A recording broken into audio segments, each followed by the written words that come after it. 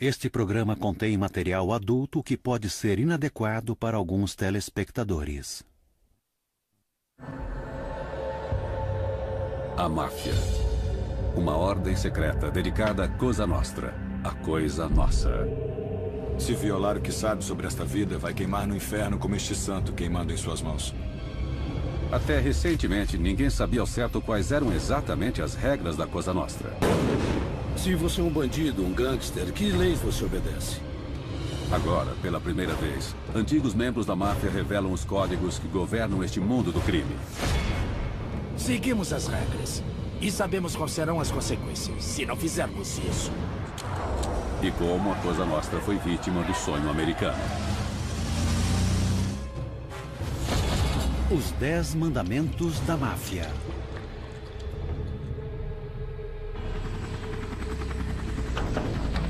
Palermo, Sicília, novembro de 2007. Em um ataque aéreo, a polícia toma de assalto uma vila escondida no alto de uma montanha. Seu alvo, Salvatore Lo Piccolo, chefe dos clãs sicilianos da máfia. Conhecido como o Barão, Lo Piccolo ficou foragido durante 20 anos. Com armas em punho, a polícia rende os ocupantes. Em segundos, os agentes conseguem prender Lo Piccolo.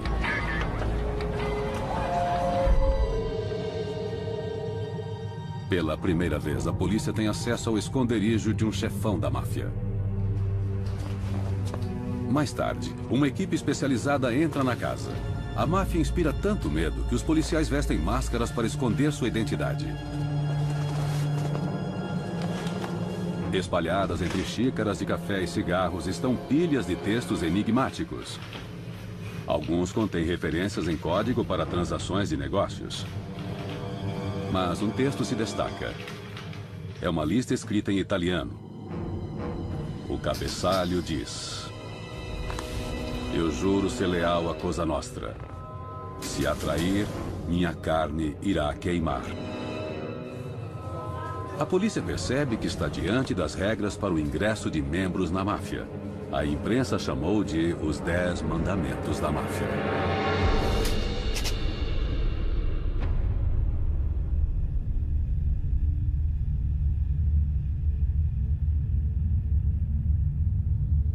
Ninguém pode se apresentar a um de nossos amigos. Uma terceira pessoa deve fazê-lo. Os mandamentos remontam aos primeiros anos da máfia nas plantações de limão da Sicília rural. Diz a lenda que a máfia nasceu de uma revolução. Nos anos de 1800, um grupo muito unido de proprietários de terras ofereceu proteção à população local contra o opressivo domínio espanhol. Mas a máfia logo descobriu que proteção é uma forma fácil de ganhar dinheiro. Quando o rei da Espanha partiu, a máfia voltou-se para o crime. No começo do século XX, os Estados Unidos abriram seus portos para os pobres, fracos e famintos. Escondida entre os milhões que buscavam uma vida melhor no novo mundo estava a máfia. Agora, ela é uma tribo secreta com seus próprios códigos e rituais. Seus membros são unidos e reservados. Eles falam em voz baixa sobre La Cosa Nostra, a coisa nossa. É por isso que o primeiro mandamento estabelece quem pode e quem não pode pertencer a ela. As pessoas que não podem fazer parte da Cosa Nostra são qualquer um que tenha um parente próximo na polícia, qualquer um que se porte mal e não respeite valores morais. É preciso ser convidado para entrar na máfia. Estranhos não são bem-vindos. É sempre melhor ser convidado para esta vida por alguém que já esteja dentro dela. E geralmente é um parente de sangue. É melhor que seja um parente de sangue, porque a procedência é boa e conhecem suas raízes, podem investigar suas origens. O compromisso exigido é total. Quando alguém entra para a máfia, é como se nascesse de novo nesta vida. E tudo recomeça a partir deste ponto. Então, ao fazer o juramento, não há mais volta.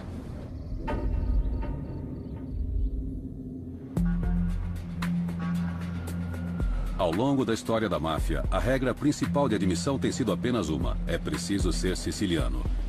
Até mesmo Al Capone, talvez o mais famoso gangster do mundo, foi impedido de entrar para a máfia porque não tinha vínculos com a Sicília. Michael Frances nasceu para a máfia. Sua família é siciliana. Seu pai, Sonny, é um membro do alto escalão da família Colombo de Nova York. Sonny quer uma vida diferente para seu filho. Meu pai não queria que eu entrasse nessa vida. Ele queria que eu fosse à escola, fosse um profissional e... Eu pretendia estudar medicina. Cheguei a ser aluno da Universidade de Hofstra, em Nova York. Mas quando seu pai é preso, acusado de extorsão, Michael é atraído de forma irresistível de volta aos negócios da família. No 2º ou 3º ano da faculdade, eu me aproximei do chefão na época, Joey Colombo, e seus filhos, e eles me disseram: o que você está fazendo na escola? Porque se você não for pra rua e ganhar dinheiro, seu pai vai morrer na prisão. Frances passa os 2 anos seguintes aprendendo a ser um mafioso. É uma iniciação cruel. É uma vida muito violenta. Nós vemos e ouvimos coisas, e se somos chamados para fazer alguma coisa, somos obrigados a fazer. E tudo isso faz parte dessa espécie de fase de testes. Apesar de seus vínculos impecáveis com a máfia, Frances enfrenta o teste proposto pelo mandamento número 1. Seu nome é apresentado em uma reunião da Comissão do Crime, o Conselho da Máfia em Nova York. A comissão é formada pelos chefes dos 5 clãs mais poderosos da máfia nos Estados Unidos. Ligados por fortes vínculos de parentesco e fraternidade, a máfia chama seus clãs de famílias. Cada uma das 5 famílias de Nova York recebeu o nome de seu líder original: Bonanno, Colombo, Gambino, Genovese, Lucchese. Agora, seus sucessores decidem o destino dos aspirantes a membros. Existe alguma objeção? Talvez o cara não valha a pena, talvez tenha feito algo no passado, talvez tenha sido um delator. E essas informações circulam por todas as famílias. E só depois a gente passa na inspeção, digamos assim. É um tipo de sistema de segurança. Com a aprovação das 5 famílias, Frances finalmente está prestes a se tornar o que eles chamavam de um homem feito. Recebi uma ligação do meu capitão e ele disse: eu quero que esteja aqui às 9 da noite. E era noite de Halloween, em 1975. E ele me disse: seja pontual e vista um terno. Para se tornar um homem feito, é preciso participar de um ritual de mais de 100 anos. O chefe estava sentado no meio de uma configuração em ferradura. O chefe abaixo e o consigliere estavam à sua esquerda e à direita. E todos os capitães da família estavam lado a lado. Estendi a mão. Ele pegou uma faca, cortou meus dedos, caiu um pouco de sangue no chão. Eu abri as mãos, ele pegou a foto de um santo e colocou fogo nela.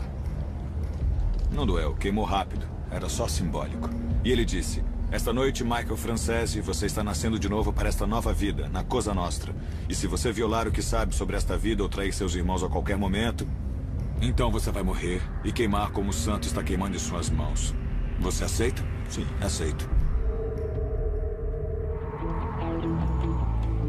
Frances agora é um soldado da máfia.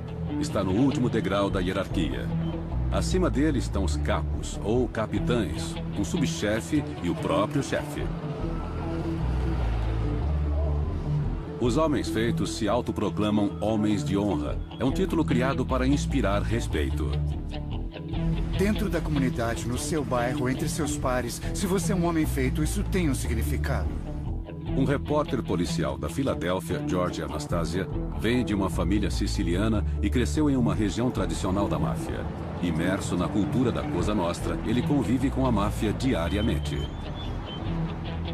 Pelo menos em uma certa comunidade, ser um homem de honra é importante, especialmente se esse homem for um imigrante sem muitas oportunidades. É como chegar ao topo da cadeia. Olhem, sou um homem de honra.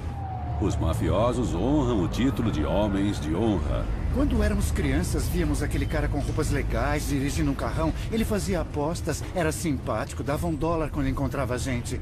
Eu não pensava na malícia, na violência e na selvageria. E depois eu percebi que tudo isso era grande parte do esquema. Durante a década de 1980, Michael Frances galga os escalões da família Colombo.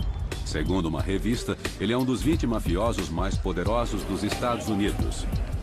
Mas durante sua ascensão, a máfia passa por uma mudança. Os negócios estão se expandindo e precisam envolver pessoas de fora. As regras para o ingresso tornam-se menos rígidas. A máfia começa a convocar associados, homens que fazem negócios com a organização, mas não se qualificam como membros. Estes caras eram convocados ou convidados porque eles ganhavam dinheiro com eles. E eles não sabiam muito bem a sua origem, não os investigavam muito bem também.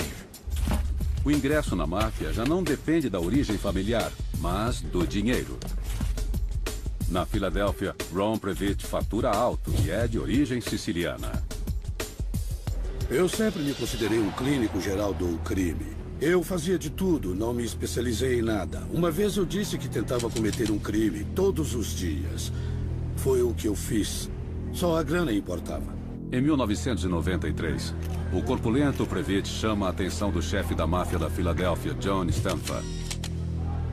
Sem cerimônias, Big Ron é atraído para o grupo. Não houve uma cerimônia de convocação.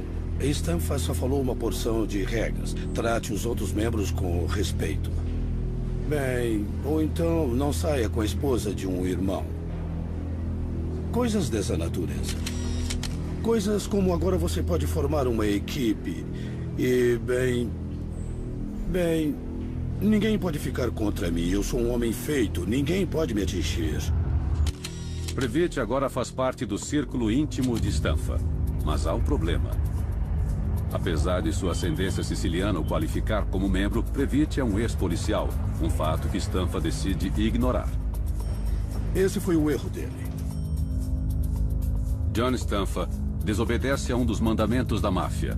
Ninguém que seja ligado à polícia pode fazer parte da Cosa Nostra. Se alguém foi um policial, seja um bom policial ou um mau policial, não pode ser membro da máfia. Isso é contra as regras.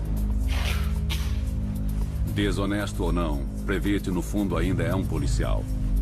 Ele não sente nenhuma lealdade pela máfia. Durante 2 anos ele usa uma escuta para o FBI. Sim, eu fiz isso, usei a escuta. Eu reuni informações e testemunhei no tribunal.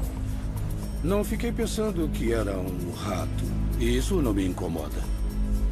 A máfia precisa envolver estranhos em seus negócios, ficando vulnerável à lei. Mas a máfia possui um outro mandamento para erguer a sua última barreira como sociedade secreta. Eu nunca usei a palavra máfia. Só amigos. Os 10 mandamentos da máfia pretendem proteger o clã de estranhos, especialmente policiais e informantes. Ninguém pode se apresentar diretamente a nossos amigos. Uma terceira pessoa deve fazê-lo.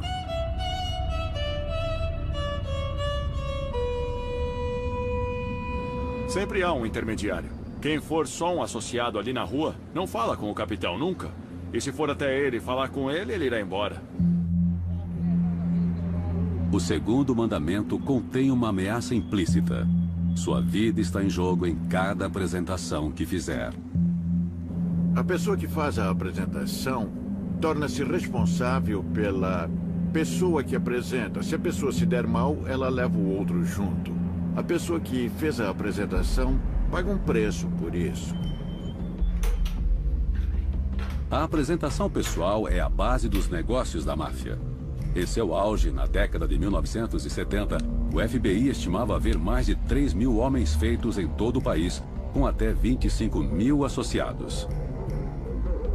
Para evitar as escutas da polícia, os negócios da máfia, em sua maioria, são fechados pessoalmente. O método mais seguro de comunicação era um encontro pessoal. E era no parque, se estivesse vazio. Ou uma caminhada pelo quarteirão. Geralmente não mais do que 2, talvez 3, mas nunca em grupos grandes. E as conversas, às vezes, eram em língua estrangeira, geralmente italiana. Dependendo de quem era e de sua respectiva origem. Os encontros em movimento sempre acontecem ao ar livre e estas conversas são a forma encontrada pelos mafiosos de se comunicarem em segurança quando as escutas da polícia os obrigam a sair para as ruas. Geralmente há muito a ser discutido. Famílias diferentes fazem negócios lado a lado nos mesmos bairros, tropeçando umas nas outras durante o processo. O lugar era de quem chegasse primeiro. Em outras palavras, se os Gambinos estivessem zanzando muito por Manhattan, eu não precisaria sair de lá com receio de que o território fosse deles. Não era geográfico. Como o território não é demarcado, os encontros com rivais são frequentes. Estas conversas resolvem conflitos antes que se tornem violentos. Tudo neste tipo de vida está nestes encontros. Para tudo eles fazem encontros e havia disputas com outras famílias, disputas dentro da mesma família e tudo isso nestes encontros. Segundo estes mandamentos, homens feitos que se conhecem pela reputação, mas não se conhecem formalmente, devem ser apresentados por uma terceira pessoa. Se eu não conhecesse outro homem feito, nunca tivesse visto, era preciso um terceiro membro da família, tanto faz dele ou minha, que conhecesse os dois e ele nos apresentava, dizendo Michael, amigo nosso, ou amigo nosso, e assim por diante. E depois de sermos formalmente apresentados, aí podíamos conversar como homens feitos, mas eu não podia abordar alguém, mesmo sabendo que era membro e eu também. Não era permitido se apresentar como homem feito. Não. Esta curiosa etiqueta tem sua própria linguagem codificada. Hoje, uma testemunha protegida, este ex-soldado da família Bonanno usa o codinome Tony. Quando alguém diz, ele é nosso amigo, quer dizer que é homem feito. Se diz, ele é meu amigo, quer dizer um associado ou alguém que não tem nada a ver com a família. Então, se eu estiver falando com um homem feito no meio de uma conversa e alguém chega e eu digo, é um amigo meu, se estivermos falando de algo específico, vamos parar de falar na frente dele na mesma hora. Esta regra foi criada para impedir que policiais entrassem na máfia. O ex-policial do estado de Nova Jersey, Freddie Martins, passou 6 meses disfarçado, tentando construir um personagem no qual a máfia pudesse confiar. A grande preocupação que eles realmente têm é quem você foi. Foi quando percebi o quanto era difícil entrar numa família mafiosa. Para os policiais que tentam burlar a máfia, a única esperança é uma apresentação formal. A coisa mais importante era ser avalizado por alguém. Ter alguém que pudesse dizer, tudo bem, gente, esse cara é quente. Sem isso não dava para ir a lugar nenhum. No fim dos anos 70, o DEA, Agência Federal Antidrogas dos Estados Unidos, começa a investigar uma rede de distribuição de heroína comandada pela máfia siciliana. Os agentes chamaram o caso de Conexão Pizza, porque os sicilianos contrabandeavam as drogas em ingredientes de pizza em vários restaurantes do país. O agente do DEA, Frank Panessa, assume a tarefa de se infiltrar na equipe da máfia responsável pela operação. A heroína siciliana estava sendo distribuída nos Estados Unidos e em todo o mundo, na verdade. E as pessoas com quem me envolvi faturavam $1 milhão por dia, todos os dias. E ninguém os conhecia porque era uma sociedade muito secreta. O agente Panessa sabe que a chave para se infiltrar na altamente secreta máfia siciliana é ser apresentado por um homem feito, também conhecido como homem sábio. Alguém versado nos caminhos da Cosa Nostra. Nós prendemos 2 homens sábios que eram da Filadélfia e nós dissemos, ou vocês cooperam com a gente ou vão para a prisão. Então eles disseram, não vamos entregar ninguém aqui da Filadélfia. E então nós dissemos, e quanto aos sicilianos? Os homens sábios da Filadélfia concordam em apresentar Panessa para 2 traficantes de heroína sicilianos, Paolo Laporta e Alberto Ficcolori, vistos aqui com Panessa em fotos da vigilância do DEA. Panessa deve convencer os 2 de que é um autêntico homem de honra. Em um encontro em um restaurante no sul do estado, ele assume seu perigoso papel de agente disfarçado. Quando a comida chegou, os homens sábios me serviram primeiro.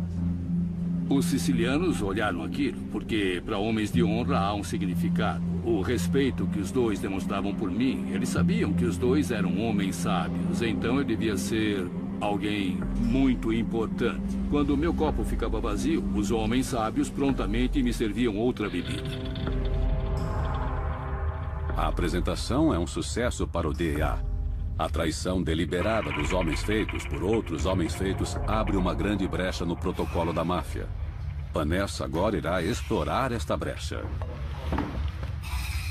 Meses depois disso, eu disse, meu negócio é o pó marrom. E eles disseram, por que não contou pra gente? Nós controlamos todo o pó. Ele perguntou, de quem você compra? E graças a Deus, eu também era agente disfarçado em Nova York e comprava de um homem feito em Nova York. E ele ainda não tinha sido preso. Aí eu disse, eu compro desse cara do Bronx e citei o nome dele. E ele disse, ele é um dos nossos clientes, você não precisa comprar mais dele, compre direto com a gente. E foi assim que comecei. Agora eu podia comprar heroína. Minha primeira compra de heroína foi de $85 mil.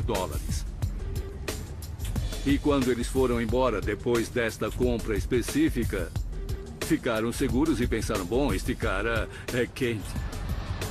A investigação da Conexão Pizza desbarata uma enorme rede de distribuição de drogas. Em apenas 9 anos, a máfia havia contrabandeado cerca de $1 bilhão e 600 milhões em heroína. Quando o esquema cai, os contatos sicilianos de Vanessa descobrem que ele é um agente disfarçado e pedem para vê-lo na prisão. Eu pensei, bem, o que eles vão dizer talvez seja uma ameaça, mas eles foram muito cordiais. E o Paolo disse, sabe, você foi um cavalheiro e todas as nossas transações foram apenas negócios. Mas o encontro termina com um aviso arrepiante. Ele disse, não precisa nos temer de forma alguma, mas as pessoas que apresentaram você a nós serão responsabilizadas. Vanessa entende o recado. Ele não perde tempo e inscreve os homens sábios da Filadélfia no programa de proteção à testemunha. Os dois mafiosos escapam da ira da máfia. O FBI rompe a barreira de proteção da máfia e causa grandes estragos. E quando isso acontece, a máfia recorre a uma poderosa arma, a lealdade. Eu estava disponível o tempo todo, como um médico. Não interessava para quê, fosse para cavar uma cova ou meter uma bala na cabeça de alguém. Bem, as coisas eram assim. Quem entra para a máfia entrega seu coração, seu corpo e sua alma. Os 10 mandamentos existem para assegurar isso. Esteja sempre disponível para a Cosa Nostra, mesmo que sua esposa esteja prestes a dar à luz. Não existe férias na máfia, não existe licença médica na máfia, não há turno de 8 horas na máfia. Depois de sua iniciação em 1975, Michael Francese torna-se um soldado da família Colombo em Nova York. Seu capitão, ou capo, revela a realidade que ele irá enfrentar. Quando fui submetido ao juramento, me disseram que deveria estar disponível para servir a família 24 horas por dia, 7 dias por semana. E isso significava, nas próprias palavras que o chefe usou naquela época, que se minha mãe estivesse doente e agonizando no leito de morte e a família me chamasse, eu teria que abandonar minha mãe para servir a família, porque a família seria a coisa número 1 em minha vida daquele dia em diante. Francese agora enfrenta uma ronda infinita pelas ruas. Ele precisa fazer parte de vários esquemas que rendem dinheiro para seu chefe. É assim que a máfia trabalha. Tem que seguir as regras. Quem não seguir e não for visto dessa forma, como um cara que segue as regras, obedece ordens, em que se pode confiar, ficava um tempo na geladeira. E para mim isso era quase tão ruim quanto qualquer outra consequência que eu pudesse enfrentar. Quando a Cosa Nostra chamava Francese para um serviço, não havia desculpas. Ele devia largar tudo. Eu não podia dizer, olha, eu tô brincando com os meus filhos agora, ou tô com minha mulher. Fosse o que fosse, eu tinha que largar tudo e ir. E a melhor política que eu adotei foi não dar desculpas. A menos que houvesse uma emergência real, eu largava tudo e ia. Mais um dia, apesar de tomar cuidado, Francese chega 10 minutos atrasado a um encontro agendado por seus superiores. Depois de repreendê-lo, seu chefe marca uma nova data. No dia seguinte, me ligaram de novo e disseram para eu ir para um tipo de quartel-general na época e para estar lá às 3 da tarde. Eu cheguei lá às 3 e me disseram para esperar do lado de fora, pois eles iriam me pegar. Bom, às 5h30 não tinha aparecido ninguém. Eu não me mexi, fiquei lá. E quando era 15 para as 7, eu me lembro bem, o chefe e o capitão passaram por lá e disseram, entendeu o recado? Eu disse sim, e eles disseram, vai para casa.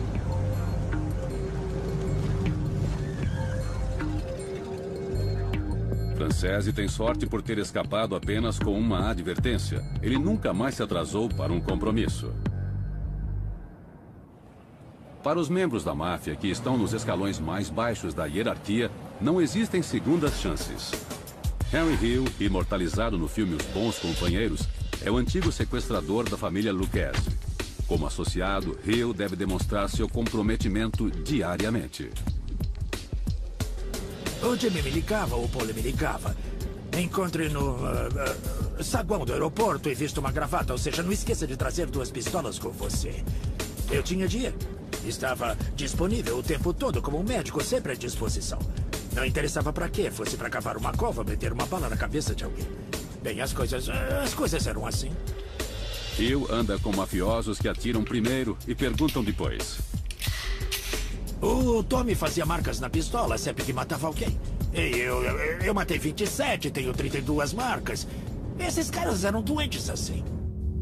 Ele sabe que atrasos podem colocar sua vida em risco. Se marcar um encontro com essa gente, é melhor aparecer. Porque senão... Eu mesmo vi John Gotti detonar um cara com um bastão porque ele não apareceu no encontro. Entendeu? Atrasar-se demonstra desrespeito. E o que é pior, indica irresponsabilidade. Na máfia, é preciso saber em quem se pode confiar. Mas abandonar tudo depois de uma ligação pode causar complicações. Especialmente se os mafiosos estiverem com pessoas que não conhecem seus códigos de trabalho. Quando Tony está jantando com a família de sua namorada, ele recebe uma ligação de um colega mafioso, exigindo que se encontrem para roubar um traficante de drogas. Bom, eu estava na casa dela e ele ligou. Eu sabia que tinha que ir, mas eu meio que tentei tirar o corpo fora. Por fim, Tony cede, inventa desculpas para a família de sua namorada e sai para trabalhar. Cortávamos a linha do telefone, entrávamos pela porta de trás e às vezes pela da frente, quando estava aberta. A gente entrava e acabava com eles. Algumas noites depois, Tony está dirigindo com sua namorada. Nesse dia, eu estava com a minha namorada no carro. Se lembrar que havia um rolo de fita isolante e 2 máscaras de esqui no chão, no banco de trás do carro. Quando paramos no posto de gasolina, eu saí do carro. Era um dia de verão e ela encontrou as máscaras de esqui e a fita isolante. E ela quis saber para que serviam. Somente quando se torna sua esposa é que ela descobre ter se casado não apenas com um homem, mas com uma instituição. Uma instituição que trata as mulheres como propriedade. A necessidade de lealdade da máfia se estende até a intimidade de seus membros.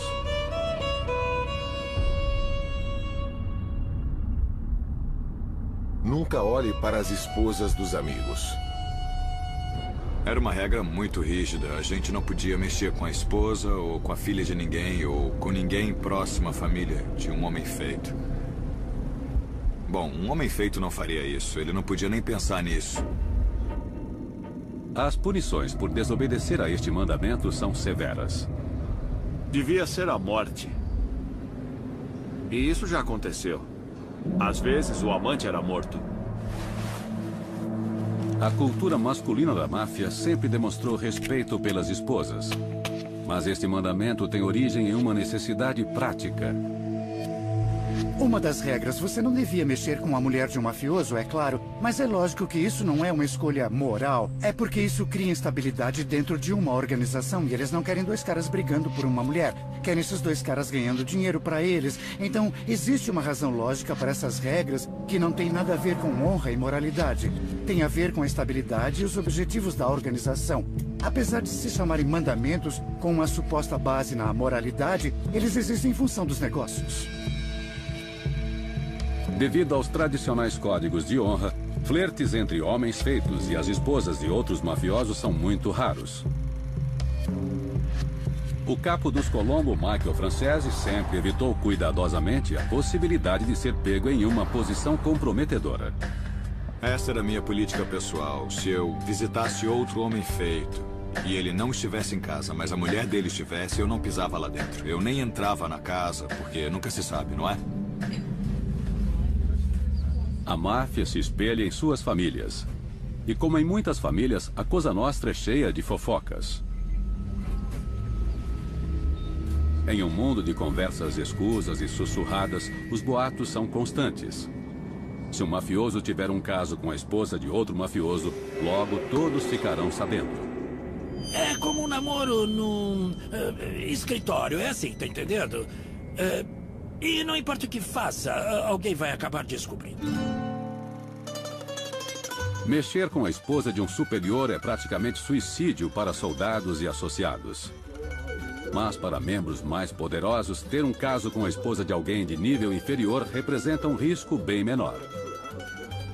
Eu me lembro de uma escuta que tínhamos, em que um cara dizia para outro cara: quero que você vá em tal e tal lugar, me ligue quando sair, ok? Uns 20 minutos depois, o cara recebe uma ligação e ele diz: estou indo para a porta. Ok, você vai levar umas 4 horas, 2 horas para ir e 2 horas para voltar. Ele disse: tá bom, eu te aviso quando chegar lá e quando estiver voltando para casa. Então, uns 15 minutos depois, alguém liga para o apartamento do marido e você ouve o cara dizer para a esposa: ele já saiu? E ela disse sim, e ele: já estou chegando, nem use calcinha. Então, as regras eram quebradas com frequência.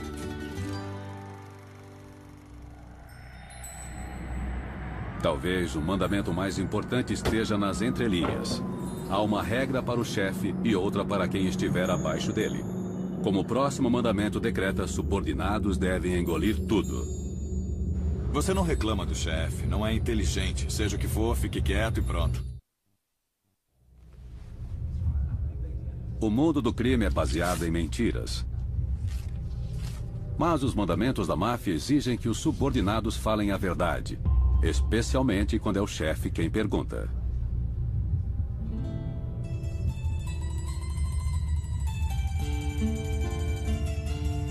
Se lhe pedirem qualquer informação, a resposta deve ser verdadeira.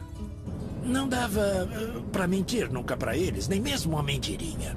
Não sei, eu só falava a verdade pra me beneficiar. Mas se fosse pra eu me dar mal, eu mentia na cara dura.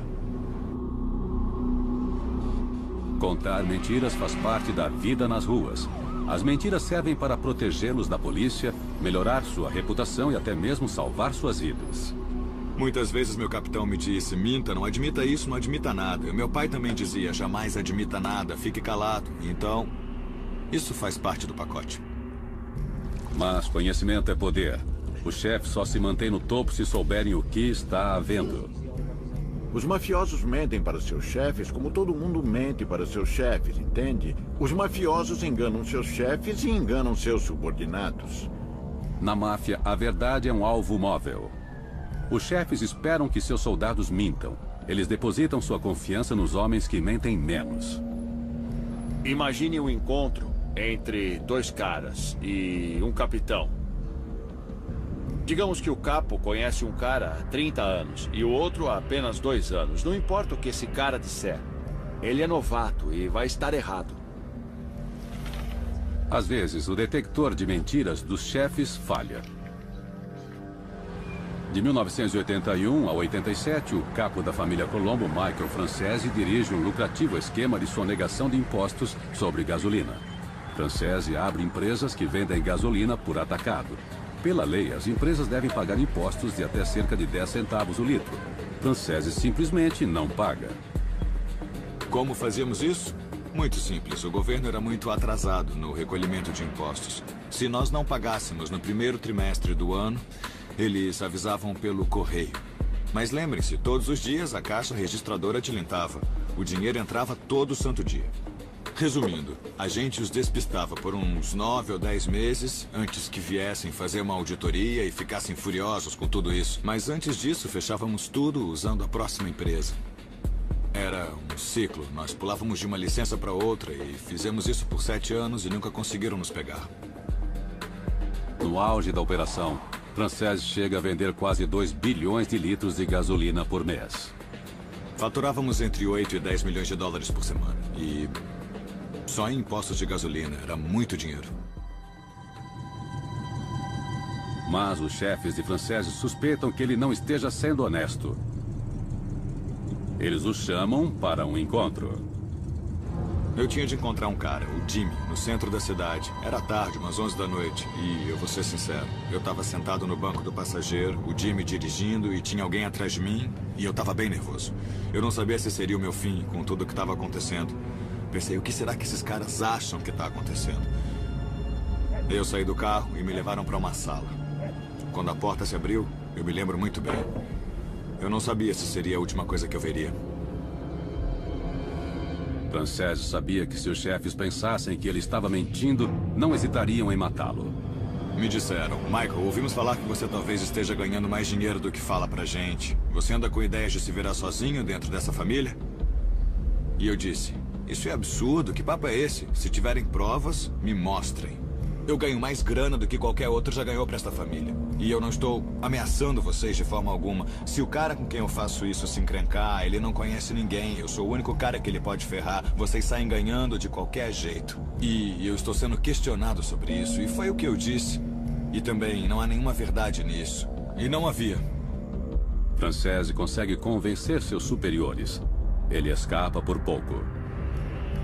Bom, depois disso disseram, tudo bem, está tudo certo. O chefão saiu, nos abraçamos, mas eu fiquei impressionado. Não gostei nada daquilo. Para Francese, o encontro foi um divisor de águas. A partir daí, ele começa a questionar sua devoção à Cosa Nostra. Mas não diz nada, é claro. E foi assim que eu tomei outro rumo. Às vezes, as mentiras podem servir aos objetivos dos chefes. A máfia era complacente principalmente com o tráfico de drogas. Durante os anos 70, Henry Hill começa a traficar heroína. O pó marrom vem da Sicília, escondido em produtos fornecidos a restaurantes locais. A heroína chega pura. E traficantes como Hill a misturam com aditivos para aumentar a quantidade e também os lucros. Um quilo rendia 30 quilos. Na rua, sabia? Faça as contas. A gente pagava $250 mil por 1 quilo. Multiplique por 30. A heroína é uma chance de ganhar dinheiro muito rápido.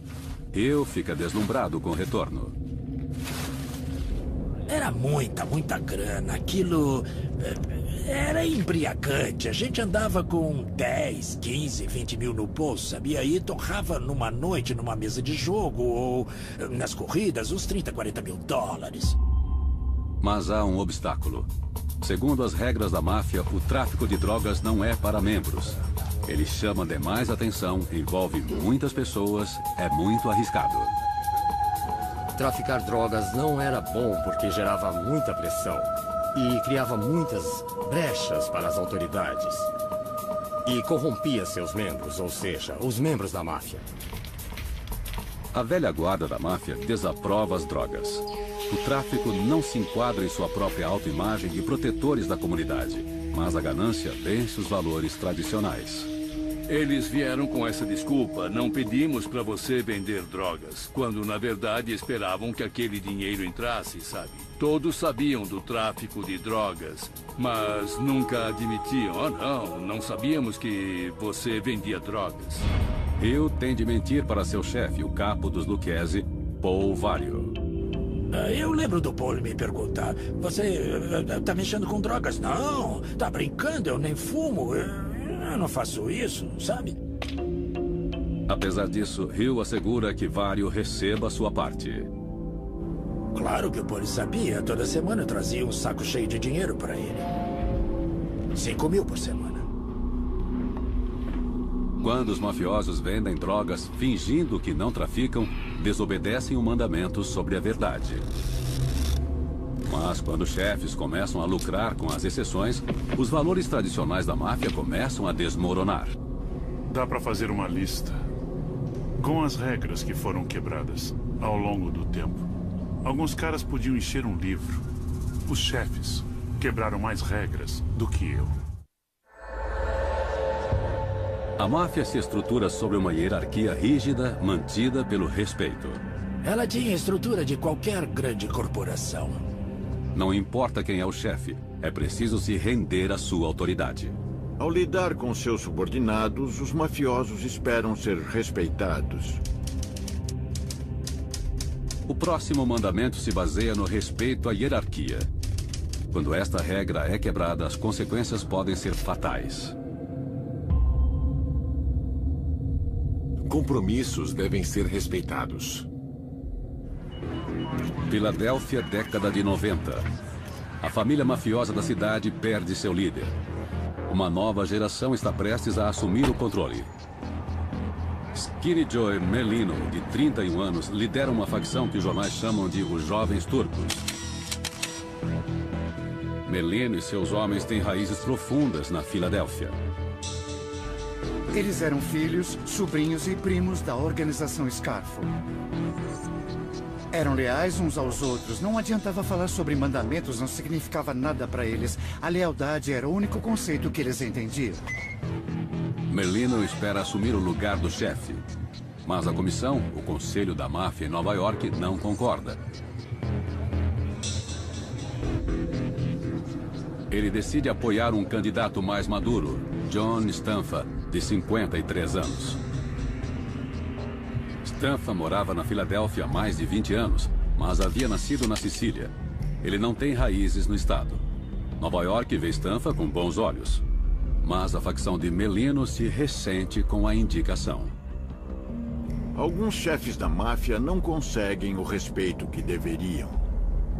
E ele era visto como um estranho. E os mafiosos da Filadélfia não o respeitavam. Na verdade, eles o confrontaram diretamente, sabe? As coisas pioram com um choque de estilos. Merlino e Stanfa têm visões muito diferentes sobre como um chefe deve ser. Stanfa é mais discreto. Ele dirige uma pizzaria durante o dia e o crime organizado à noite. Stanfa era da Sicília. Era da velha guarda e ficava mais na dele. Sabe, não era de se exibir. Mas era mafioso até os ossos. Já Merlino adora os holofotes. Ele contrata um cinegrafista para registrar os bastidores de sua rotina diária. Joey não era um chefe tradicional, digamos assim. Joey gostava de jogar. Gostava da vida noturna. Gostava de sair.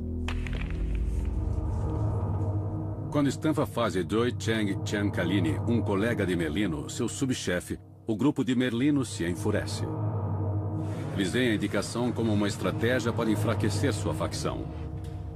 Stanfa transformara Joey Chang em um alvo. 2 de março de 1993. Às 5h58 da manhã, uma câmera de vigilância do FBI filma um carro encostando na porta da lanchonete que serve de base para Joey Chang. Uma escuta instalada no local grava sons que mais parecem os de uma carnificina. Um atirador desconhecido atira 5 vezes em Joey Chang. Chang é atingido na cabeça, no pescoço e no peito, mas sobrevive milagrosamente. Ninguém é acusado pelo ataque. Stanfa vê o atentado como um desafio à sua autoridade. Como chefe, ele deve recorrer ao comando superior. Ele liga para Tommy Gambino, um membro de destaque da Comissão do Crime da Máfia em Nova York. Os dois conversam em um dialeto siciliano. Mas naquele momento o FBI já está em seu encalço. Esta é a transcrição em inglês da conversa narrada por atores. Esses caras são um bando de parasitas que merecem ter as cabeças arrancadas. Pra falar a verdade, eles estão me deixando maluco.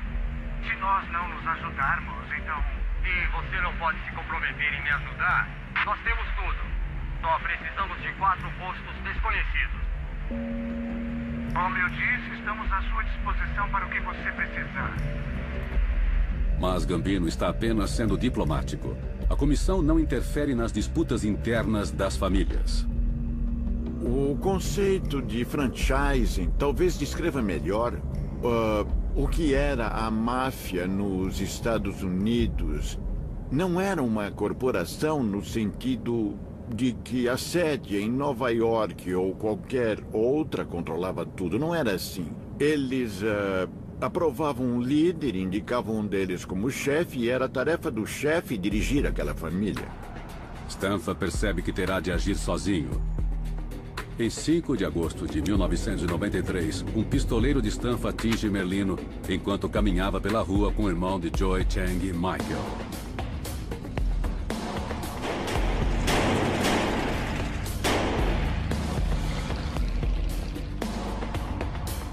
Michael Giancaline morre no local. Merlino escapa com um ferimento. A máfia da Filadélfia se prepara para a guerra. Foi uma época difícil, sabe? Eu nem dormia na minha cama, eu dormia no chão. Colocava os travesseiros em cima porque uma bomba podia atravessar a janela. Foi bem difícil. Passam-se 3 semanas. São 8 da manhã do 31 de agosto de 93, hora do rush. Stanfa e seu filho Joe pegam a via expressa para o centro de Filadélfia. No volante está Fred Aldridge, um dos guarda-costas de Stanfa. Sabíamos que viria uma retaliação, era uma questão de tempo. Então eu olhava pelo retrovisor e pelos espelhos laterais o tempo todo. Foi quando notei uma van e não gostei nada do jeito dos caras. Fiquei de olho. De repente, eu vi o clarão das armas e disse, John, é com a gente. E então, eu fiz ele se abaixar. Quando virei pro Joey, bum, a bala atravessou a janela. E ele caiu. Joe Stanfa leva um tiro no rosto. Aldridge tenta escapar dos agressores. Eu parava e andava pra frente. Eu freava o suficiente para ficar atrás deles, bem no para-choque. A tática de Aldridge funciona. Frustrados, os pistoleiros desistem. John Stanfa escapa ileso. Seu filho se recupera, mas Aldridge fica chocado com o ataque. Quando nos pegaram na via expressa, foi a coisa mais estúpida que já vi na minha vida. Eu disse, isso vai atrair todas as autoridades, todos os policiais da cidade. Eles podiam ter matado umas 50 pessoas. Eu disse, olha, John, é o começo do fim. Aldridge tem razão. A guerra chama a atenção demais. A máfia da Filadélfia havia perdido de vista o mandamento tradicional, respeitar seus superiores. Para a facção da Filadélfia, esta regra já não vale nada. Foi tudo por ganância. Pelo todo-poderoso dólar. Enquanto você trouxesse um saco cheio de dinheiro, podia quebrar todas as regras que quisesse. O negócio da máfia é ganhar dinheiro de todos os modos possíveis. Mas as próprias leis da máfia decretam que não se pode mentir para obter lucro pessoal. Não é permitido se apropriar do dinheiro que pertence a outros membros ou famílias. É um estranho mandamento para uma organização criminosa. Não roubarás. Você pode mentir, roubar, enganar, fazer de tudo para ganhar dinheiro para a família, mas não faça isso dentro dela. É claro, o mandamento só se aplica ao roubo entre mafiosos. Segundo o FBI, a máfia ganha incríveis 100 bilhões de dólares por ano. Mais do que a Boeing, Coca-Cola e até a Microsoft. A máfia ganha dinheiro de milhares de diferentes formas. Eu mexia com um jogo ilegal, tinha um negócio com apostas. Operações com cassinos, sindicatos, indústria alimentícia. A gente roubava as carrocerias, depois o caminhão inteiro. Essas carrocerias de 12 metros valiam uma boa grana. A gente tinha que passar para frente e eu passava. O jogo era espinha dorsal. As pessoas adoram apostar. Elas adoram jogar. Tínhamos muita gente lá dentro. Eu costumava entrar na cozinha com uma pistola. Passava pela cozinha, ia até as caixas registradoras, roubava todo mundo e me mandava. Fiz isso muitas vezes. Na máfia, o dinheiro vem de baixo para cima. É um esquema tradicional. Os associados entregam uma parte de seus lucros aos soldados, que então pagam uma porcentagem a seus capos, e assim por diante, até chegar ao chefe. Se eu sou seu capo e você rende algum pra mim e eu também dou lucro ao chefe, todos ficam felizes. No topo desta cadeia de lucros está o chefe. A gente sempre cuidava do chefe. Ele sempre levava o dele. Henry Hill é um antigo associado da família Lucchese de Nova York. Seu capo sempre recebia uma parte igual na partilha. Se havia 4 caras envolvidos no sequestro, uma parte sempre era dele. Então eram 5 caras. Se ganhássemos 100 mil, cada um levava 20 mil. E ele sempre levava a parte dele. Para ganhar sua parte, o chefe só precisa concordar com a ação. Sua bênção é um tipo de política de segurança contra mafiosos rivais. Faça o que tem de fazer. Fature pra gente, se for preciso, mande bala. Assim funcionava a organização. Como um príncipe medieval, o chefe só se comunica com seus subordinados por meio de intermediários. Durante a década de 90, o ex-soldado Fred Aldrich assume o papel de porta-voz do chefão da máfia da Filadélfia, John Stanfa. Quem queria chegar até ele vinha falar comigo. Claro, eu era o ouvido do John. Eu dizia, olha, o Tony teve uma ideia. Ele sorria e dizia, tudo bem. Eu dizia, Louis teve uma ótima ideia. E ele dizia, tudo bem, pode dizer que está liberado. Uma vez aprovado o esquema, o membro ou associado deve começar a pagar uma cota igual ao chefe. Todo mundo acha que a gente entra nessa vida e de repente todo mundo começa a jogar dinheiro em você e você fica rico. E é exatamente o oposto. Ao entrar na máfia, você tem que pagar o tempo todo. Tem que ganhar a vida e bancar a família, se puder. Os chefes estabelecem uma confirmação verbal para cada centavo como forma de controle. Era supostamente por razões de segurança. Se outro membro de outra família tentasse se meter ou interferir nos nossos negócios, sabiam que não podiam fazer isso. Essa é uma razão, mas tecnicamente dessa forma eles sabiam de todo o movimento e tínhamos de pagar. Deixar de pagar é considerado roubo. O ex-soldado da família Bonanno, Tony, está no programa de proteção à testemunha. Ele é um dos poucos homens que enganaram seu chefe e sobreviveu para contar. O Natal chegava antes lá em casa. Então eu mandava o dinheiro para onde eu devia mandar. Em 99, Tony começa a extorquir lojas de produtos pornográficos em Manhattan. A pornografia é um alvo fácil.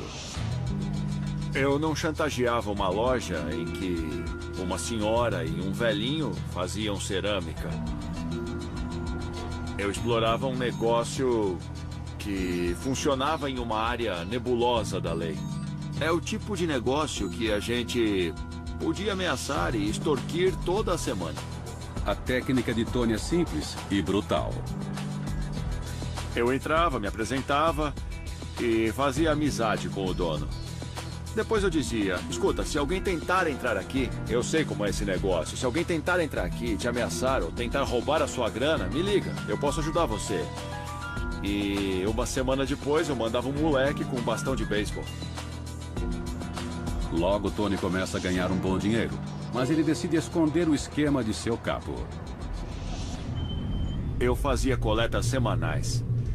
E meu capitão decidiu verificar por conta própria, porque achava que estava sendo roubado toda semana. Então ele visitou as lojas e falou com as pessoas diretamente. Ele descobriu que eu estava roubando, descobriu que eu ficava com tudo. Tony está marcado para morrer. E uma das tradições da máfia é que você conheça o seu assassino. Eu conhecia metade desses caras. Eles estavam no meu batismo. Mas quando você descobre que está marcado, então não tem volta. Eles não desistem. Não vão mandar um e-mail dizendo, quer saber de uma coisa? A gente mudou de ideia, a gente pensou melhor, falamos com o cara, ele é barra limpa, então vamos deixá-lo viver. Os meses passam e nada acontece. Para Tony, os negócios continuam como sempre. Uma noite, eles finalmente me pegaram. Eu estava em um bar, saí pra rua pra fumar e um carro encostou. Atiraram em mim umas 15, 18 vezes, eu não sei, muitas vezes. Tony corre até seu apartamento. Eu não sabia se eles viriam atrás de mim depois. Só fiquei sentado lá, fiquei no chão da cozinha e... tinha algumas armas comigo. Eu me sentei lá e esperei.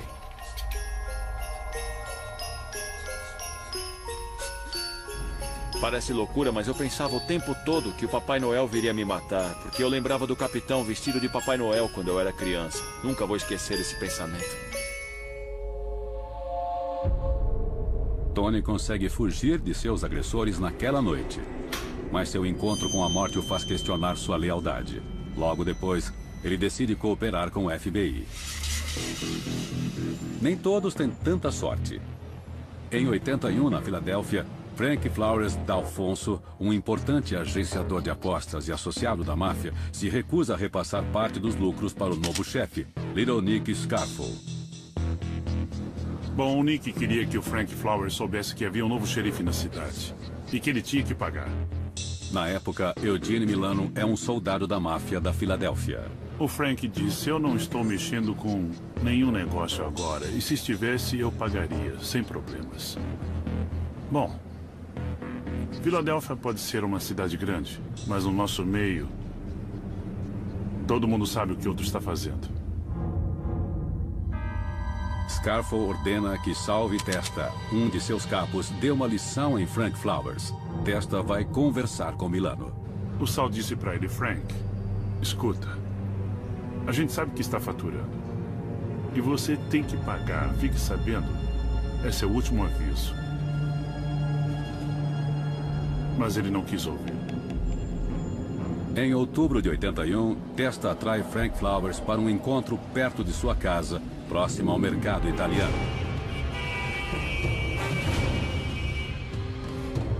O Sal bateu nele com um bastão de beisebol. Tinha uma peça de 40 centímetros de aço.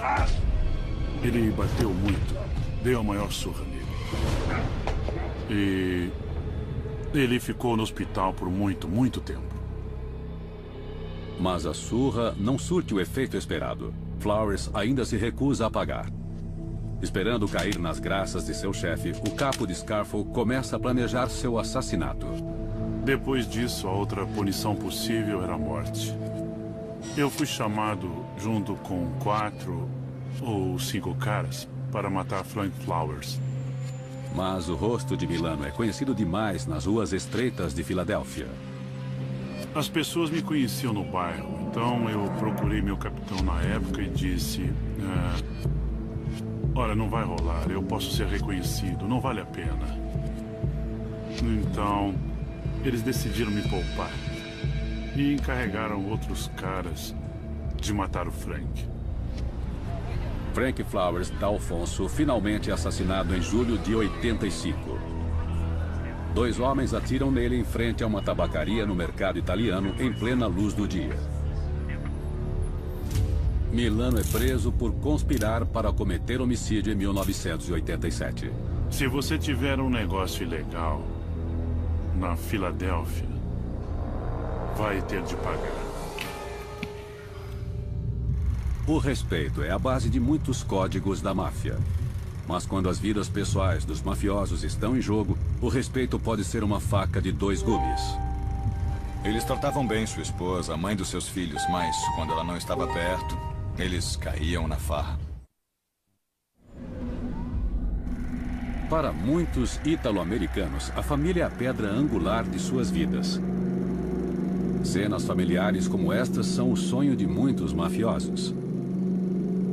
A família oferece proteção para um estilo de vida criminoso. Mesmo assim, os mafiosos muitas vezes traem a instituição que dizem valorizar acima de tudo. As esposas devem ser tratadas com respeito. As esposas ocupam uma posição central em muitos lares de mafiosos. Quando um homem feito se casa, ele permanece casado, ou seja, até que a morte o separe. Era preciso respeitar a esposa e a família. A lealdade não era só ao chefe, mas também a família. Não se podia enganar a própria família. O agente do FBI, Patrick Cogan, se depara com este poderoso código de respeito quando ele e um parceiro vão prender um mafioso em sua casa. Batemos na porta da frente e quando a esposa abriu a porta, nós dissemos: onde está seu marido? Somos do FBI e temos um mandado. Com muito sotaque, ela disse: ele não está aqui. Perguntamos se podíamos entrar e olhar a casa. Ela ficou muito agitada e começou a xingar, nós dois em italiano. Então eu retruquei, também em italiano, com palavras que não vou repetir aqui. Depois disso, ela se afastou da porta tentando respirar. 30 segundos depois, o marido, fugitivo, sai pela porta com seu paletó na mão, abre a porta e diz para nós dois agentes: venham, vamos dar o fora daqui. A gente disse: Joey, por que tão rápido? Ele disse: prefiro ir com vocês. Prefiro ir com vocês do que aguentá-la o dia todo, porque vocês a desonraram ao xingá-la em italiano. Eu disse: bem, ela me xingou primeiro. Ele disse: não interessa. Eu devia ter defendido a honra dela. E não defendi. Prefiro passar o dia com vocês na prisão. Mas respeito não inclui necessariamente fidelidade. Em relação às mulheres, os mafiosos tinham valores dúbios. Eles tratavam bem sua esposa, a mãe de seus filhos, cuidavam de sua família, a respeitavam na presença dela, mas quando ela não estava perto, eles caíam na farra. Para provar sua masculinidade, um mafioso precisa ter uma gumbata, a gíria da máfia para a amante. Alguns caras tinham namoradas durante anos e anos a fio, eles tinham vidas duplas, digamos assim. Era territorial. A gente ia aos clubes toda noite, apostávamos alto, e por isso éramos atraentes para muitas garotas. Sempre tinha mulheres à nossa volta, e elas sempre queriam se divertir com a gente, estar por perto. E quando aparecia uma garota bonita, ela virava namorada por um tempo. Nas décadas de 60 e 70, a noite de Nova York é agitada. A cidade abriga alguns dos maiores clubes noturnos do mundo, o Copacabana, o Estúdio 54, e a máfia aproveita ao máximo. Havia os Campinos, e havia os Bonanos, e também os Luquezes e os Colombos. Todo mundo, sabia? Todos eles tinham seu território naqueles clubes e naqueles bares. Mas uma noite da semana é especial. Aos sábados, os mafiosos mostram aos outros membros como são respeitáveis. Isso significa sair com suas esposas. Sábados e domingos eram das esposas, e os outros dias eram das namoradas ou alguém com quem se estivesse, e isso era muito comum entre as pessoas que eu conhecia, pelo menos naquela época. Para o associado da máfia, Henry Hill, este arranjo podia trazer complicações. Se a Diana Ross se apresentasse no Copacabana, por exemplo, naturalmente a namorada queria ver, sabia? E a esposa também queria. Bem, o sábado à noite era só para as esposas. Eles não iam pro Copa com a namorada no sábado à noite. Era proibido. Então não tinha jeito. Bem, quem tivesse 3 namoradas tinha que ver o show 3 vezes. As esposas, na maioria das vezes, entendem e aceitam o esquema, desde que seus maridos as respeitem e não ostentem seus casos em sua frente. A gente tentava manter as esposas e namoradas umas longe das outras. Todas elas sabiam. Era aquela coisa. Mas como todas sabiam, enquanto a gente bancava a casa, pagasse as escolas particulares e empregadas, tudo que elas queriam, isso levava bastante a barra caso elas vissem uma mancha de batom no colarinho ou qualquer coisa assim. Era só dar uma grana, vá fazer compras, me deixe em paz. Mas alguns mafiosos quebram frequentemente esta regra. Quando o FBI instala grampos para vigiar a máfia da década de 80, os agentes começam a descobrir mais coisas do que imaginavam. Paul Castellano é o chefe da família Gambino de Nova York. Aos 70 anos, ele se apaixona pela empregada da família. Castellano mantém o caso dentro de sua própria casa. Ao fazer isso, ele desonra sua mulher, Nina. É uma falha imperdoável para o protocolo da máfia. E o FBI está ouvindo tudo. Quando o FBI o prende por extorsão em fevereiro de 85, Castellano descobre tudo. Ele sabe que revelou segredos da máfia pelo telefone. Mas quando descobre que os federais sabem sobre seu caso com a empregada, ele fica realmente apreensivo. Ele ficou muito preocupado quando soube dos dispositivos eletrônicos na casa dele. Ele ficou mais constrangido e mais preocupado com o fato de ter feito um implante peniano quando ficou mais velho para, supostamente, satisfazer aquela atual amante. Ele temia mais que esta informação chegasse a seus colegas e subordinados do que o fato de ter desrespeitado a esposa na sua própria casa. A reputação de Castellano como chefe está em risco. A escuta do FBI compromete sua hombridade. Quando as notícias sobre seu romance e o implante se espalham, abalam o mundo da família Gambino. Um rival decide que é hora de usurpar o trono de Castellano.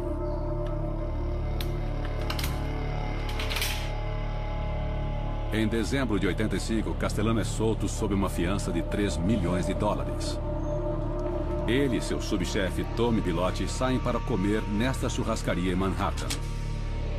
Eles não chegam a passar pela porta da frente. Os assassinos ficaram observando o carro de Castellano. Quando apareceram na frente do Sparks, abriram fogo e mataram os dois. O rival de Castellano assume o controle da família Gambino. Seu nome, John Gotti. Gotti chega ao topo desprezando os mandamentos, mas logo descobrirá que o orgulho precede a queda.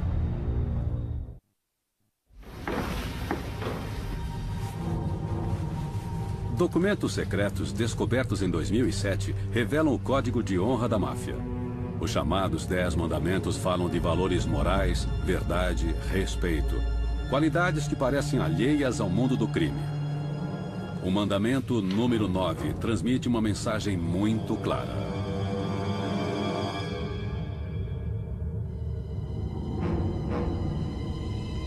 Não frequentem bares nem clubes. Mas impossível de ser cumprida. Eu passava a vida dentro desses lugares. Umas 6 noites por semana eu estava em algum clube, seja em Manhattan, Long Island ou qualquer outro lugar em que eu estivesse, no país inteiro. Eu não sei de onde essa regra veio, mas com certeza não a seguimos. Mafiosos e bares combinam como uísque e soda. Os bares e clubes são locais onde eles fecham negócios. Em todo lugar, sempre havia uns 4 ou 5 clubes que pertenciam aos homens feitos. Sempre havia alguma coisa acontecendo. Se alguém tivesse muitos casacos de mim que não conseguia passá-los para frente, talvez fizesse isso por ele. Era uma rede de negócios. Mas este mandamento tem um significado mais profundo. Sociedades secretas não devem se expor publicamente.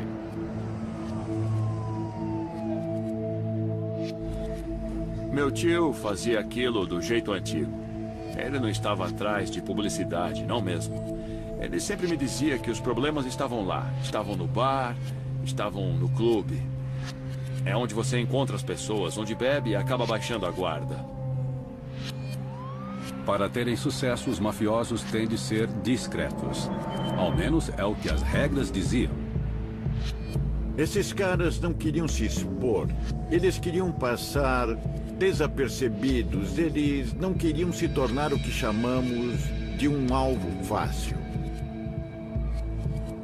Mas o que parecia funcionar nas colinas da Sicília não funciona nas grandes cidades norte-americanas. No início dos anos 80, os mafiosos começam a se afastar dos códigos da Cosa Nostra e a alçar voos mais altos. Os caras novos queriam construir uma reputação. Os da velha guarda eram reservados, os novos, nem um pouco. A nova geração de mafiosos começa a se orientar não pelos antigos mandamentos, mas pelos mitos do cinema. Os caras novos, em muitos aspectos, adoram aparecer. Eles adotaram os papéis que viram em filmes como O Homem da Máfia, Família Soprano, Donnie Brasco. Eles incorporaram isso em sua personalidade. Eles queriam os flashes, o glamour, e tudo isso era praticamente a antítese do teor desses mandamentos e do que a máfia deveria ser. Deveria ser uma sociedade secreta. Um homem incorpora mudança nos valores da máfia. John Gotti. Gotti é um gangster notório. Ele se deleita com os holofotes da mídia. Gosta de se exibir e encarna o papel de mafioso. A imprensa o vê como um personagem. Eu gostava muito do John. O John não escondia quem ele era. Ele era um gangster e não queria ser nada além de um gangster. E agia como um 7 dias por semana, 24 horas por dia. O capo da família Colombo, Michael Francese, sobe na hierarquia ao mesmo tempo em que Gotti. Sabíamos que ele seria o chefe ou morreria tentando. Gotti assume o controle da família em meio a tiroteios e muita publicidade. Em dezembro de 85, ele ordena a execução do chefe em exercício, Paul Castellano. A imprensa percebe um indício do que está por vir com este assassinato a sangue frio. Cenas da vigilância do FBI no clube Ravenite, quartel-general de Gotti no coração de Little Italy, em Manhattan, revelam o atrevimento de Gotti em plena rua. Uma série de soldados e capos de Gambino começa a aparecer. Com o ato rico, uma lei contra a conspiração criminosa, os gangsters vão para a prisão apenas por se encontrar e discutir seus negócios. Gotti caminha sobre uma corda bamba. Começa um arriscado jogo de gato e rato. Os federais o acusam de extorsão. Os advogados de Gotti conseguem libertá-lo. Gotti sempre tem uma ironia e um sorriso para as câmeras. Muitos adoram a atitude despreocupada de Gotti. A imprensa passa a chamá-lo de Dom Teflon, porque os promotores não conseguiam agarrá-lo. Ele zombava das autoridades e os agentes da lei, especialmente o FBI, fizeram um esforço concentrado para, de uma vez por todas, montar um caso que conseguisse prender John Gotti. Finalmente, Gotti comete um erro. Em 1990, uma gravação do FBI capta um arrepiante telefonema.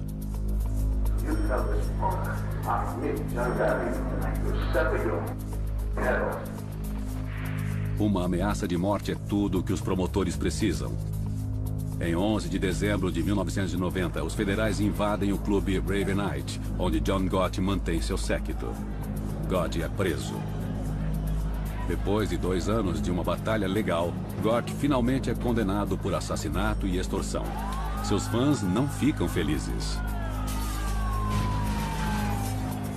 Gotti morre de câncer na garganta na prisão em 2002, consumido em parte por seu amor aos holofotes.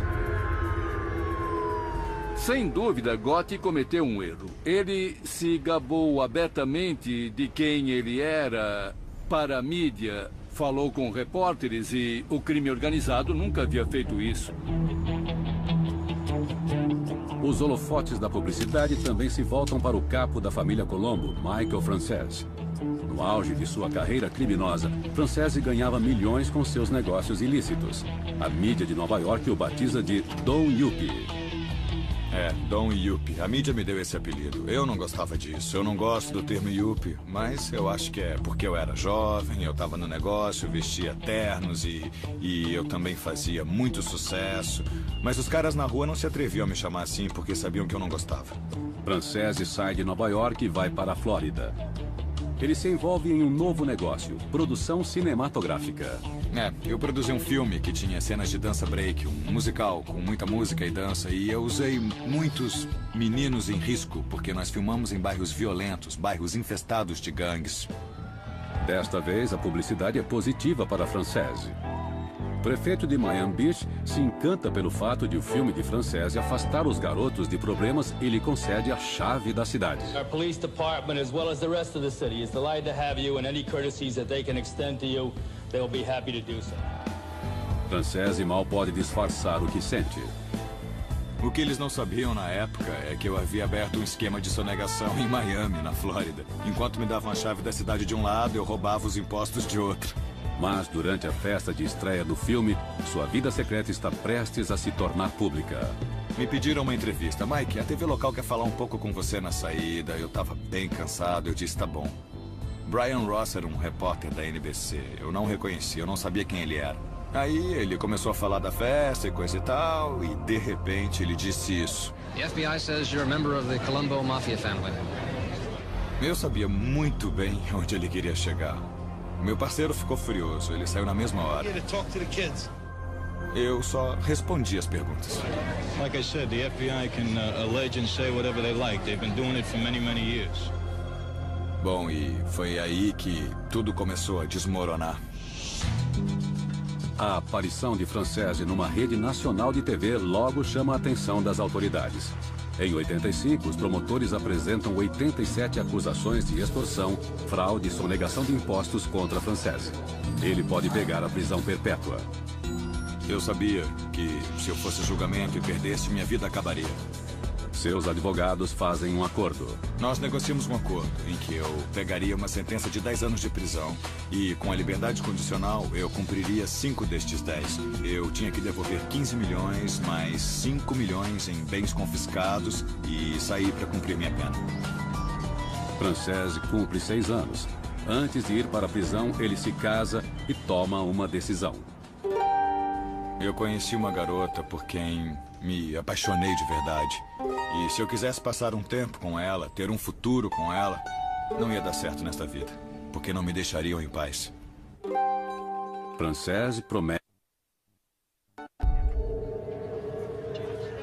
Até agora, a única forma de sair da máfia era dentro de um caixão. Mas, nos anos 90, para não cumprir penas pesadas por seus crimes, muitos gangsters começaram a sair da Cosa Nostra direto para os braços do FBI.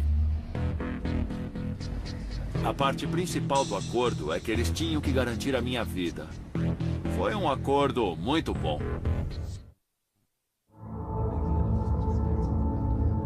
Este é o maior pecado segundo os 10 mandamentos da máfia, e os mafiosos sabem muito bem disso. Não importa o que você faça, jamais se envolva com a polícia. Mesmo quando éramos crianças, a gente não entregava os outros. As coisas eram assim, sabe? A gente não contava para as nossas tias o que o nosso primo tinha feito, mesmo se fosse sério.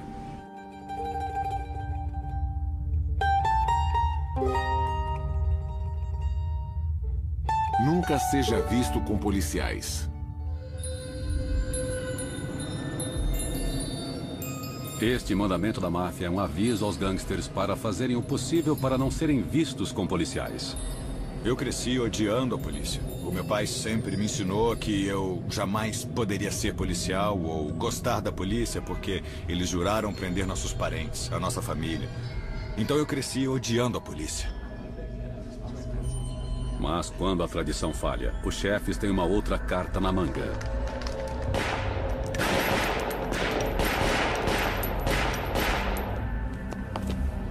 O medo.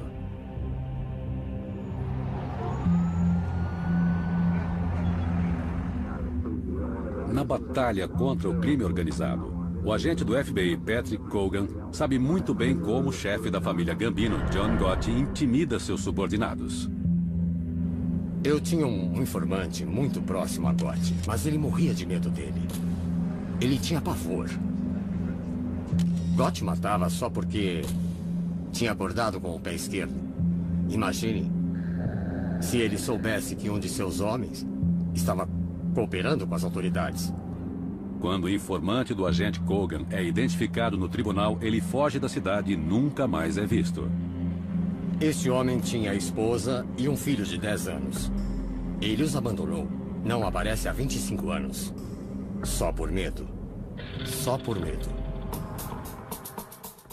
O programa de proteção à testemunha é criado em 1970 para oferecer aos mafiosos a chance de revelar informações em troca de proteção. Desde então, cerca de 10 mil criminosos se inscreveram. Em 1980, o associado da família Lucchese, Henry Hill, é preso por tráfico de heroína. Quando eu fui preso, eu sabia que era um homem morto. Porque se os esquemas fossem revelados, tudo ia se acabar.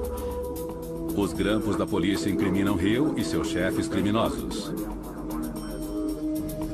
As escutas acabaram com a festa. Eles tinham milhões de escutas em todo lugar. Gravavam tudo.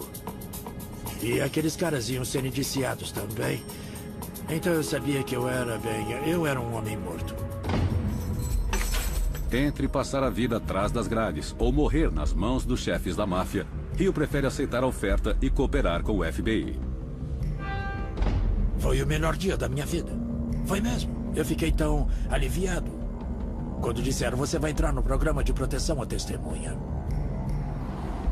Com novas identidades, Hill e sua família são levados para locais secretos em Nebraska, Kentucky e Washington. Em troca, Hill testemunha contra 50 membros da família Lucchese. Eu aceitei o acordo. Eu valorizo muito. Ele tomou conta de mim. O governo acabou me defendendo. A decisão de Hill ainda é uma atitude incomum no começo da década de 80. Mas em 10 anos, um número cada vez maior de mafiosos começa a desobedecer ao mandamento de não falar com policiais.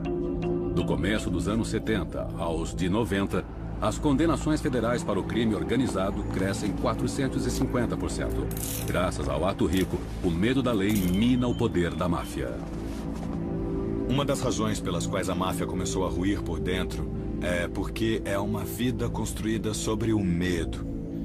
E quando o medo do governo dos Estados Unidos se tornou mais poderoso que o medo do chefe e do resto da família, o que aconteceu? Os caras começaram a sair, a delatar, a fazer acordos. Está acontecendo agora, em números recordes.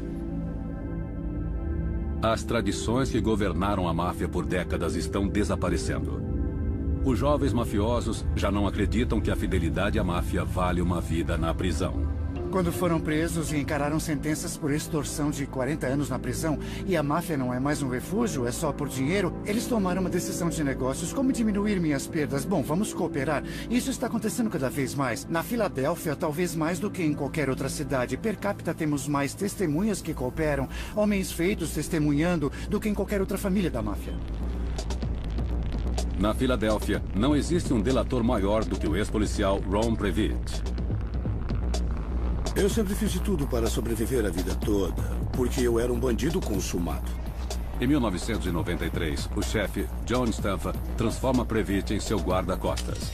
Big Ron retribui a confiança de Stanfa usando uma escuta. Previtt não acredita nas regras da máfia.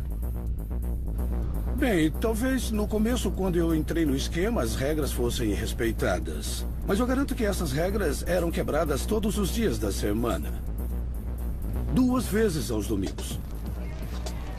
Em 95, as provas fornecidas por Previtt ajudam o FBI a condenar John Stanfa pelas acusações de extorsão e assassinato. O chefão da Filadélfia pega 5 penas consecutivas de prisão perpétua. Com Stanfa atrás das grades, Previtt agora mira em direção a seu rival, Skinny Joe Merlino. Em 99, o depoimento do ex-policial condena Merlino por tráfico de drogas. Ele ainda está na prisão. Previtt só deve lealdade a si mesmo. Se você é um bandido, um gangster, que leis você obedece? Você rouba, assalta, vende drogas, faz tudo errado. A expressão mais verdadeira que já ouvi é que não existe honra entre ladrões. Talvez por ter se desviado dos mandamentos que já a governaram, a máfia nos Estados Unidos está em declínio. Em vez de honra, lealdade, respeito, resta apenas a ganância. Todos esses caras só querem saber de ganhar dinheiro. Eles já não estão interessados em todo aquele respeito. A máfia havia perdido o contato com suas origens. Todas as regras foram pro lixo. Nos anos de 1990, a nova geração de mafiosos já não é leal aos ideais da máfia. Para eles, os 10 mandamentos não significam nada. Se você falar com metade dos caras que estão por aí e mostrar aquela lista, eles não vão saber do que se trata. A era de ouro da máfia chega ao fim. Quando penso nos anos 40 e 50, essas regras eram usadas e aplicadas. A lealdade e a honra eram parte disso. Para esta geração que chegou ao final do século XX e começo do século XXI, nenhuma delas vale mais. Elas não fazem parte da realidade deles. Eles só querem ganhar dinheiro. Não querem fazer parte de uma sociedade secreta ou uma sociedade respeitável. Ser homens de honra é uma frase que ainda falam, mas ela não significa mais nada. Alguns mafiosos antigos sentem-se traídos. Tem uns caras lá fora que deram suas vidas a uma vida que não existe mais. E quer saber? Ninguém está nem aí. Ninguém liga se eles participaram de 2 ou 3 mortes. ou se salvar uma vida. As antigas políticas de segurança da máfia não valem mais a pena. Quando um mafioso vai para a cadeia, a máfia deveria cuidar da família dele. Um dia, um dos caras deu $50 para minha esposa. Um cara para quem eu ganhei mais de 2 milhões. E ele deu 50 pratas para ela. Os chefes de Tony haviam abandonado o espírito que sustentava a Cosa Nostra. A máfia cuida de seus membros. Desiludidos, muitos mafiosos decidem abandonar a organização. Atualmente, Henry Hill não faz mais parte do programa de proteção à testemunha. Sabendo que sobreviveu a seus inimigos, Hill pinta e escreve para viver. Quando eu olho para trás, eu me sinto tão longe daquela vida. Eu não acredito, sabia? Quando eu vejo essas coisas na televisão ou nos filmes, que eu fiz parte daquela coisa, eu acho tudo tão estranho, sabia? Gene Milano ainda está no programa de proteção e é grato por ter esta segunda chance. Eu acho que muitas pessoas não sabem como é bom ir trabalhar todo dia. Saber quanto vai receber. Conhecer os seus limites. Gastar o que pode gastar quando puder. Isso se perdeu naquela vida. Mas alguns acham difícil abandoná-la. Se me arrependo de ter deixado aquela vida? Bom, olha, eu lutei contra isso durante muitos anos. Eu senti que tinha traído um juramento, mesmo sabendo que era errado. Ele estava tão entranhado dentro de mim que eu tive muita dificuldade para lidar com isso. Michael Frances nunca delatou seus companheiros. Ele fez algo pior. Ele entregou o próprio coração pulsante da Cosa Nostra. O que eu aprendi sobre esta vida está dentro da minha mente e do meu coração, e eu não vou esquecer isso facilmente. Eu vou carregar isso pela vida, essa é a verdade.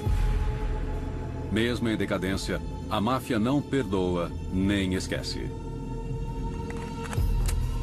Eu não subestimo esses caras. E eu sei que se eles realmente quisessem, eu podia me dar mal. Eu tenho um clube e os caras frequentam clubes. Talvez um deles me veja lá e resolva ligar para Nova York, se tiver vínculos lá, e pode dizer, olha, adivinha quem tá aqui, é o Frances.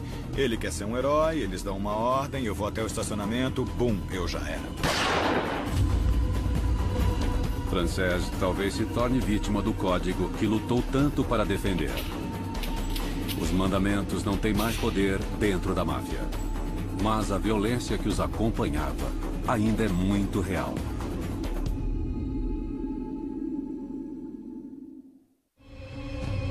Versão brasileira Vox Mundi.